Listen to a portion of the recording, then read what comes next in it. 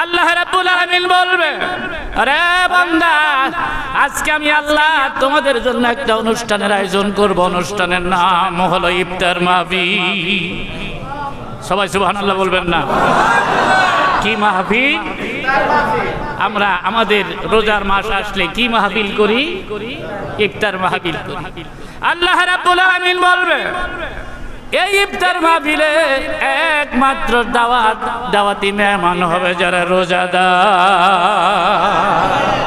একদিকে বসবে মহিলারা আর একদিকে বসবে পুরুষেরা। এই রোজাদারের ইফতার মাহফিলে প্রধান অতিথি হবে মুহাম্মাদুর রাসূলুল্লাহ সাল্লাল্লাহু আলাইহি ওয়াসাল্লাম। ইফতার মাহফিলের সভাপতি হবে আল্লাহ নিজে। আল্লাহ রাব্বুল আলামিন অনুষ্ঠান কমপ্লিট হবে, বিশাল অনুষ্ঠান। একটা জিনিসের ব্যবস্থা শুধু আল্লাহ রাখবে না, সেটা হলো বাতি। সুবহানাল্লাহ বলুন। বাতি থাকবে না, বসার ব্যবস্থা থাকবে, সব ব্যবস্থা থাকবে, বাতির ব্যবস্থাটা শুধু থাকবে না। রোজাদার বান্দা বান্দীগুলা নিজ নিজ আসনে বসে আল্লাহ রাব্বুল আলামিনকে ডাক দিয়ে বলবে, আল্লাহ গো, এমন সুন্দর অনুষ্ঠান জীবনে কোনোদিন দেখি নাই। কোনো কিছুর অভাব নাই, একটা জিনিসের অভাব অনুভব করতেছি। এই জিনিসটা হইল লাইট, এই জিনিসটা হলো আলো। রহমতের ফেরেশতারা বলবে, অপেক্ষা করো হে রোজাদার বান্দা বান্দিরা, লাইটের ব্যবস্থা আল্লাহ নিজেই আগে করে রাখছে। আমার ভাইরা, কিছুক্ষণ পরে প্রধান অতিথি মুহাম্মদুর রাসূলুল্লাহ সাল্লাল্লাহু আলাইহি ওয়াসাল্লাম রহমতের নবী যখন অনুষ্ঠানে হাজির হবে, গোটা অনুষ্ঠান আলোকিত হয়ে যাবে।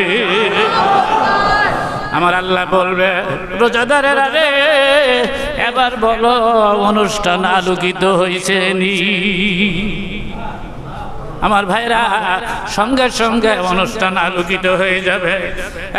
নবীর উম্মতেরা, এমন সুন্দর চেহারার নবী, যেই নবীর চেহারা মোবারক, যেই নবীর চেহারা মোবারকের মধ্যে এত আলো, এত লাইট, এত সৌন্দর্য, ওই নবীকে দাওয়াত দেওয়ার জন্য পেরেশান হয়ে গেছে হযরত আনাস। সুবহানাল্লাহ বলেন। হযরত আনাস বলেন, ইয়া রাসূলুল্লাহ, আমার বৃদ্ধ মা প্রতিদিন আপনাকে দাওয়াত দিতে বলে গো নবী, কোন রাতে আপনি এশার নামাজ পড়ে আপনি আমাদের বাড়ির মেহমান হবেন, একটু বলে দেন। আল্লাহ নবী কিছুই বলে না। হঠাৎ করে পূর্ণিমার রাত, জোহরের নামাজের পর রহমতের নবী ডেকে বলে, আনাস রে, আজকে এশার নামাজের পর আমি তোমার বাড়ির মেহমান হব আল্লাহর হুকুমে। এশার নামাজ আদায় করিয়া হযরত আনাস নবীজির পেছনে পেছনে যায়। রহমতের নবী আগে আগে যায়। হযরত আনাসের মা বাড়ির ঘর থেকে বের হয়ে ঘরের সামনে হাজির হয়ে একবার পূর্ণিমার চাঁদের দিকে তাকায়, আবার রহমতের নবীর চেহারা মোবারকের দিকে তাকায়। ধা ধা করে চোখের পানি ছেড়ে দিলে হযরত আনাস বলে, মা গো, যেই নবীর আগমনের জন্য তুমি এত বড় পেরেশান ছিলা, ওই নবী তোমার বাড়িতে আসছে, তোমার চোখের মধ্যে কেনে পানি দেখা যায় গো মা। রহমতের নবী আমাদের বাড়িতে কদম রাখছে, তোমার চোখের মধ্যে কেন পানি? হযরত আনাসের মা ডেকে বলে, আনাস রে, নবীজি আমাদের বাড়িতে কদম রাখছে, আমাদের সবার জীবন ধন্য হয়ে গেল। একটা কারণে গো আনাস, আমি কান্দি। একবার আকাশের চাঁদের দিকে তাকাই, আবার রহমতের নবীর চেহারা মুবারকের দিকে তাকাই। খোদার কসম করে বলি রে আনাস, আকাশের চাঁদের চাইতেও, পূর্ণিমার চাঁদের চাইতেও আমার নবীর চেহারা মুবারক অনেক সুন্দর। আনাস রে, এই সুন্দর চেহারার মানুষটির গায়ে কাফের বেঈমান আবু জাহেল কেমনে পাথর মারে? ও নবীর উম্মতেরা, ওই রহমতের নবী হযরত আয়েশার ঘরে সবে বরাতের রাতে হঠাৎ করে নবীরে খুঁজে পায় না হযরত আয়েশা। আম্মা জান হযরত আয়েশা পেরেশান হয়ে গেল, কোথায় গেল আমার স্বামী রহমতের নবী? আল্লাহু আকবার। আমার স্বামী কোথায় গেল? হযরত আয়েশা গুজরাত থেকে বের হয়ে তালাশ করতে করতে যায়, দেখে জান্নাতুল বাকিয়ায় নবীজি। জান্নাতুল বাকিয়ায় নবীজি কবরের কিনারে দাঁড়ায়া দাঁড়ায়া চোখের পানি ছেড়ে ছেড়ে কান্দে। চোখের পানি গাল বেয়ে দাড়ি মোবারক ভিজে ভিজে নবীজির পড়তেছে।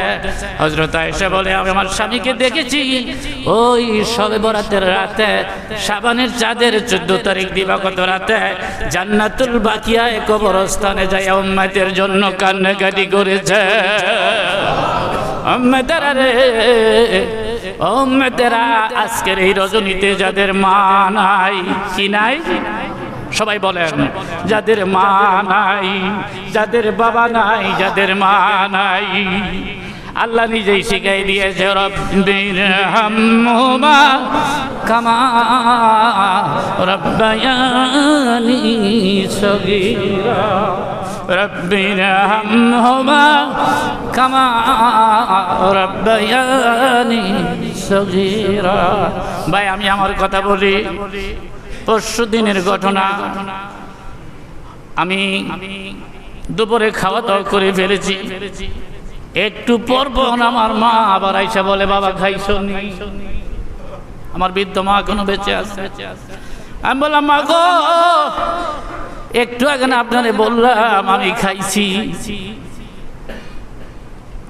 আবার 10 মিনিট পরে আইছে একটা বড় মাছের পিস বাজি করা। সুবহানাল্লাহ। আমি কই, মা গো, আমি তো খেয়েছি, আমি তো এখন আর খাওয়া সম্ভব না। পরশুদিন রাত 8টার পরে আবার আমার মা ওই মাছের বাজিটা নিয়ে আমার সামনে হাজির করছে। আমি বললাম, মা গো, মা, এই জন্যই গো আল্লাহর নবী বলেছে মায়ের দাম এত বেশি। আল জান্নাতু তাহতা আকদামিল উম্মাহাত, মায়ের পায়ের নিচে সন্তানের জান্নাত। মা গো, মা, এই মাছটা আপনি খাইতে পারলেন না, বারবার আপনি আমার কাছে নিয়ে আসছেন। আমি একটু মাছ খাই, আবার বাকি মাছটা মাইরে দিছে। মা গো, আমি খাইছি, এখন আপনি খান। সিদ্দিকাবাদ দরবার শরীফে আগত আমার মুসলমান, আমার প্রিয় ভাইয়েরা, আপনাদেরকে একটা কথাই শুধু বলবো, এই দুনিয়ায় সবচেয়ে আপন হলো আল্লাহ এবং নবীর পরে মা। কে? একটা কমলা যদি আপনি কিনেন, এই কমলাটা বাচ্চার হাতে দিয়েন না, এই কমলাটা মার হাতে দিয়েন। জোরে বলুন, কার হাতে দিতে হবে? সবাই বলে। আমি পরীক্ষা করে দেখেছি, আমি নিজে পরীক্ষা করে দেখেছি, মার হাতে যতবার কমলা দিছি, মালটা দিছি, আমার মা বেশিরভাগ কমলা মালটা বড়ই আমার সন্তানদেরকে খাওয়ায়া ফেলাইছে। আমার লাভ হইল কি? আমি আমার মার কাছে আগে দেওয়ার কারণে আমি আমার আল্লাহর কাছ থেকে প্রতিদান পাবো। এই পৃথিবীতে ওই সকল মানুষের দোয়া আজকে রাত্র কবুল হবে না, আজকে ওদেরকে মাফ করবে না যাদের প্রতি মা বাবা অসন্তুষ্ট। যাদের প্রতি মা অসন্তুষ্ট, যাদের প্রতি বাবা অসন্তুষ্ট, আজকে রজনীতেও তাদের মোনাজাত আল্লাহর দরবারে কবুল হবে না। আমি নিজে দেখেছি, অনেক দিন আমাদের এই পীর সাহেব হুজুর মার জন্য কান্নাকাটি করেছে, বাবার জন্য কান্নাকাটি করেছে। এই পৃথিবীতে সবার চেয়ে আপন হইল মা। জোরে বলুন, কে? রহমতের নবী চোখের পানি ছেড়ে ছেড়ে বাবার জন্য কান্দে। একজন ইহুদি আলেম আয়েশা বলে, আপনাদের কি নাম, আপনাদের কি পরিচয়, আপনারা কারা? আমার নাম আমেনা। জোরে বলুন, কি নাম? আমার নাম আমেনা, আমার ছেলের নাম মোহাম্মদ। জোরে বলুন সাল্লাল্লাহু আলাইহি সাল্লাম। আমাদের বাড়িঘর মক্কা নগরীতে, আমরা এখানে এসেছি। ওই যে উঁচা জায়গা দেখা যায়, এটা আমার স্বামী আব্দুল্লাহর কবর। সুবহানাল্লাহ, সুবহানাল্লাহ। ওইটা আমার স্বামী আব্দুল্লাহর কবর। আমার ছেলে জন্মের 6 মাস আগে আব্দুল্লাহরে হারাইছি, আমি আমার স্বামীরে হারাইছি। আমার ছেলে বাবা বাবা বলে পাগলের মতো কান্দে, এই জন্য তাকে এখানে নিয়ে আসছি। বাবারে দেখান সম্ভব নয়, এই জন্য আমি তার বাবার কবর দেখাইলাম। আল্লাহু আকবার বলুন। ইহুদি আলেম দেখে বলে, বোন আমি না, হাতে ধরি পায়ে পড়ি, যত তাড়াতাড়ি সম্ভব তোমার ছেলেটাকে নিয়ে যাও। আমিও তোমার ছেলের শত্রু, কিন্তু একটা কারণে মনের কথা বলে দিলাম, তোমার ছেলের সুন্দর চেহারা দেখলে বড় মায়া লাগে। যত তাড়াতাড়ি সম্ভব উটের পিঠে চড়াইয়া তোমার এই সন্তানরা মক্কায় নিয়ে যাও। মদিনার ইহুদিরা যদি জানতে পারে এই বাচ্চাটাই মুহাম্মদুর রাসূলুল্লাহ সাল্লাল্লাহু আলাইহি ওয়াসাল্লাম, তাহলে মদিনার ইহুদিরা তোমার সন্তানটারে মেরে টুকরো টুকরো করে ফেলবে। চলে আসতেছে পথের মধ্যে, রাস্তার মধ্যে আমেনার মৃত্যুবরণ হয়ে গেল। রহমতের নবী মা মা বলে কান্দে। সাহাবীরা নবীজিকে বহুবার দেখেছে মা মা বলে কান্দে, বাবা বাবা বলে কান্দে। নবীজি বলেছে, ও সাহাবীরা, যাদের মা বেঁচে আছে তাদের জন্য জান্নাতের সব দরজা খোলা আছে। যাদের বাবা বেঁচে আছে তাদের জন্য জান্নাতের সবগুলো দরজা আল্লাহ রাব্বুল আলামিন খুলে রেখেছে। মসজিদে নববীর বারিন্দায় নবী বসে আছে। কষ্ট হয় আপনাদের? মসজিদে নববীর বারিন্দায় বসে আছে রহমতের নবী। হঠাৎ করে নবী লক্ষ্য করে দেখে একজন বৃদ্ধ মহিলা আসতেছে লাঠি ভর করে করে। নবী বলে, সাহাবীরা রে, তোমাদের সঙ্গে এশার নামাজের পর আমি আবার কথা বলবো। ওই যে মেহমান আসতেছে, আমি মেহমানের খেদমত করব। নবীজি আগে যাইয়া ওই বৃদ্ধ মহিলাকে এনে নিজের রুমাল মোবারক খানা জমিনের মধ্যে বিছাই দিলে। রুমাল খানার মধ্যে ওই বৃদ্ধ মহিলা বসে পড়লে। সাহাবীরা বড় আশ্চর্য হলেন, এটা কেমন মহিলা?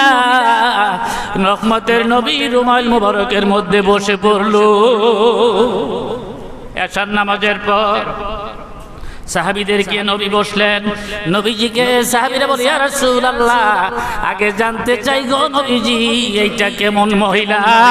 আপনি রুমাল বিছাইতে দেরি করেছেন আর আপনার রুমাল মোবারকের মধ্যে বসতে দেরি করলো না, এটা কোন ধরনের মহিলা? জোরে জোরে বলুন মারহাবা।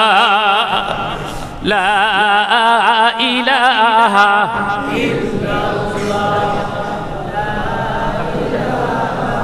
ইল্লাল্লাহ, লা ইলাহা ইল্লাল্লাহ, লা ইলাহা, বল লা ইলাহা ইল্লাল্লাহ,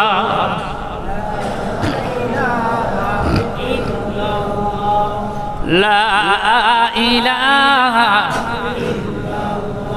সভ্যদারা ওলিরা সব এনাম করে সাধনা।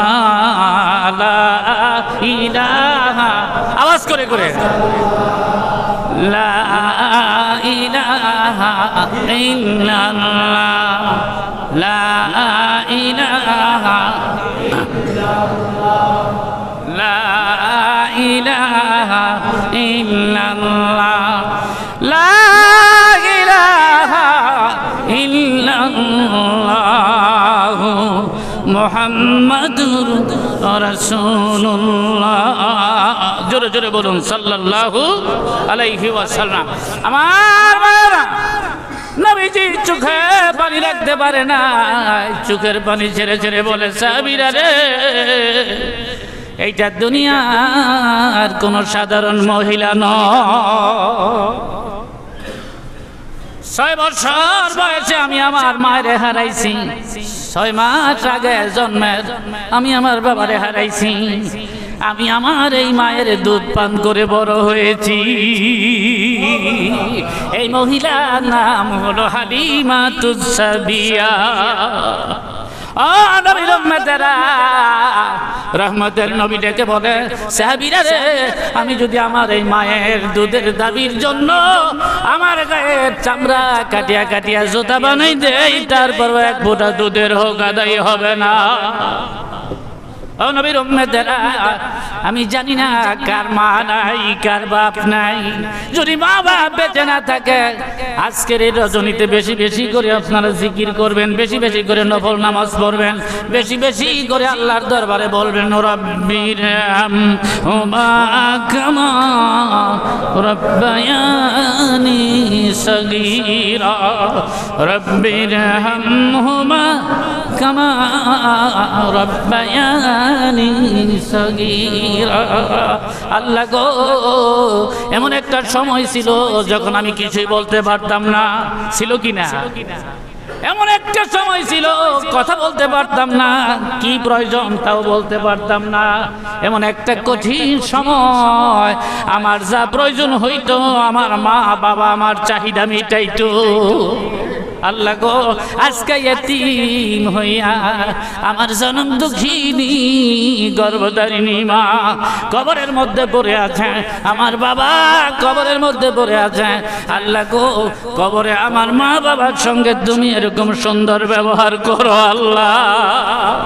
কবরের সাথে ঘুম পাড়ায় দাও, এমন ঘুম কবরে পাড়ায় দাও রে, যেই ঘুমটা ইসরাফিলের 2য় সিংহা ফু দেওয়ার আগে ভাঙবে না।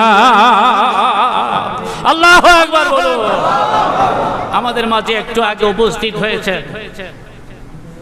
মাওলানা পীরে কামেল আজিজুর রহমান বুলবুলি সাহেব। জোরে বলুন মারহাবা, আরো জোরে বলুন মারহাবা।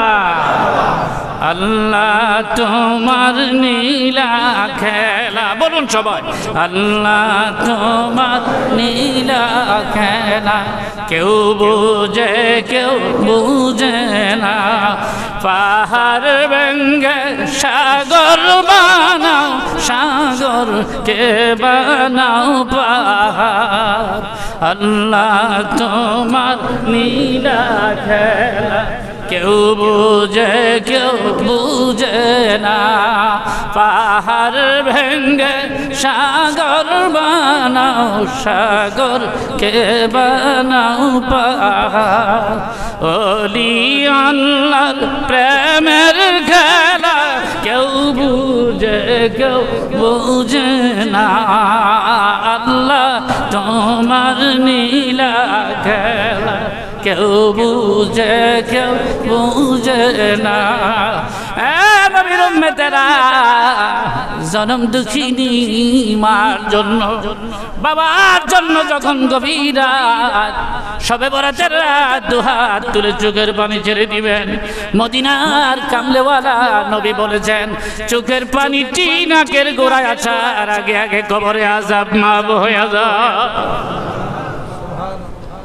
আমি জানি না কার মা নাই, আমি জানি না কার বাপ নাই, এতিম হইয়া অন্ধকার কবরে পড়ে গেছে, অন্ধকার কবরে পড়ে আছে। এমন কঠিন কবর, যেই কবরের খবর দুনিয়ার কোনো মানুষের নেওয়া সম্ভব নয়। হযরত সুলাইমান আলাইহিস সালাম, দাউদ আলাইহিস সালামের ছেলে দাউদ আলাইহিস সালাম সবগুলো সন্তানরা একসঙ্গে বসায়া ইন্টারভিউ নিচ্ছে, পরীক্ষা নিচ্ছে। যিনি পরীক্ষায় পাস করবে, দাউদ আলাইহিস সালামের ওই সন্তান আল্লাহর পয়গম্বর হবে। সব সন্তানরে বসাইলো, প্রশ্ন করলো, হে সন্তানেরা বলে দাও পৃথিবীর সবচেয়ে দূর দেশ কোন দেশ? আল্লাহু আকবার বলুন। পৃথিবীর সবচেয়ে দূর দেশ কোন দেশ? এক একজন এক এক দেশের নাম বললো। সুবহানাল্লাহ। এক একজন এক এক দেশের নাম বললো। সুলাইমান আলাইহিস সালাম পাশে বসে বসে চোখের পানিতে বুক ভিজাইতেছে, গাল ভিজাইতেছে। কেমন নবী সুলাইমান বা সুলাইমা দাদে মুলকু সরওয়ারি, শুধুমতি খাতেম সদাও বরি আজ তনে সা বর্মা কর্মা কুতে দাত হামজা ইউনুস লুকমায়ে বাহুতে দাত আল্লাহু আকবার নবীর উম্মতেরা সব ছেলেরা প্রশ্নের জবাব দিয়ে দিল সুলাইমান শুধু চোখের পানি ছেড়ে ছেড়ে কান্দে দাউদ নবী কাছে টেনে টেনে বুকের মধ্যে জড়াই ধরে সুলাইমানকে বলে বাবারে সব সন্তানেরা প্রশ্নের জবাব দিতে দেরি করলো না তুমি কেন রে বাবা শুধু কান্দো আর কান্দো হযরত সুলাইমান আলাইহিস সালাম বলে বাবা আমি এই জন্য প্রশ্নের জবাব এত তাড়াতাড়ি দিতে পারতেছি না আমি মনে করতেছি পৃথিবী সব চাইতে দুর্দেশ হইল কবর দেশ ঘরে বসে সারা দুনিয়ার খবর লওয়া যায় বাড়ির পাশে 2 হাত 2.5 হাত মাটির নিচে জনম দুঃখিনী মা কবরে পড়ে আছে কোনোদিন খবর নিতে পারলাম না এই জন্য গো বাবা আমি মনে করেছি সবচাইতে দূরদেশ হইল কবর দেশ ও নবীর উম্মতেরা আজকে ওই মার জন্য ওই বাবার জন্য আপনার তৌফিক অনুযায়ী 5টা মিনিট আমি সময় নিব না বুলবুল সাহেব আসছে নিয়ম হলো এক ভাই আরেক ভাইয়ের সময় যাতে নষ্ট না করি চালাকি কইরা সময় নষ্ট করা এটা উচিত না এক ভাই আমরা সব ওয়াইজিনরা বুলবুলি সাহেব আমরা ভাই ভাই আপনজন কি বলেন আমরা কি আপনজন আমি যদি বলি যে আমি কি ছেড়ে দিব না করব তাইলে আপনারা কইবেন যে করেন এটার নাম হইলো চালাকি চালাকির খবর কেউ না জানলেও একজন জানে তিনি কে